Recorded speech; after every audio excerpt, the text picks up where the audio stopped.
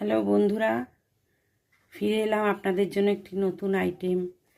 খুবই ঘরোয়া, খুবই সাধারণ একটি তরকারি, যেটি সাধারণত এই সময় সব বাড়িতেই রান্না হয়। সেটি হচ্ছে সজনে ডাঁটা দিয়ে একটি সবজি, যেটা শরীরের পক্ষেও যেমন ভালো, তেমন এমনভাবে বানাবো যাতে এই সময় তো জ্বর জারি শরীর খারাপ থাকে, মানুষের মুখে অরুচি আসে, খাওয়ার স্বাদ পায় না, একটু মুখরোচকও হবে, কিন্তু খুব সাধারণ বিভিন্ন রকম আইটেম এবং সাধারণ পদ্ধতিতে। আপনারা দেখুন, এতে আছে বিশেষ আইটেম, যেটা আসল সেটা হচ্ছে এই সজনে ডাঁটা যার তরকারি, সাথে বেগুন, এখানে আছে আলু, গাঠি কচু, আর আমার কাছে সামান্য ক্যাপসিকাম ছিল, স্বাদের জন্য আমি সেটাও দিয়েছি, আর একটি ছোট টমেটো, আর সঙ্গে রয়েছে ভাজা পাঁপড় আর একটু বড়ি ভাজা। আমি শুরু করতে চলেছি এই তরকারিটি। প্রথমে তেলের মধ্যে দেব, আমি সাদা তেল নিয়েছি, ওতে ওই পাঁপড় আর বড়ি ভেজেছি বলে তেলটা হয়তো একটুখানি হলুদ মতন লাগছে, কিন্তু এটা সাদা তেল। এর মধ্যে দিলাম 5 ফোড়ন সামান্য, আর একটু দেব,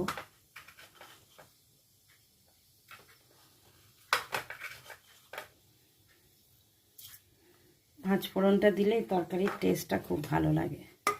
5 ফোড়নটা আগে হালকা করে ভেজে নিচ্ছি।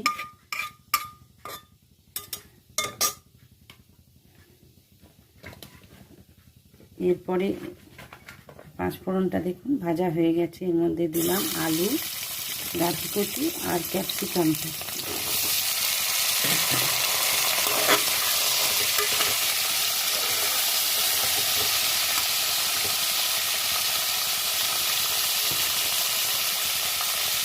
এটা একটু ভাজা হলে তারপরে এর মধ্যে হালকা একটু ভাজা ভাজা হোক, তারপরে এর মধ্যে দেব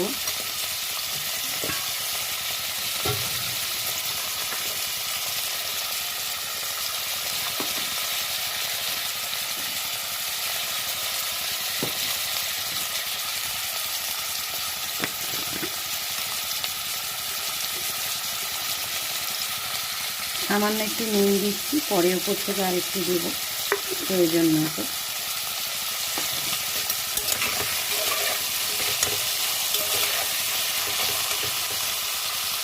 তেল কিন্তু আমি খুবই কম দিয়েছি, এক থেকে 1.5 চামচের মতো। এবারে দিলাম হলুদের গুঁড়ো, হালকা ভাজা হয়ে গেছে, এবারে দিলাম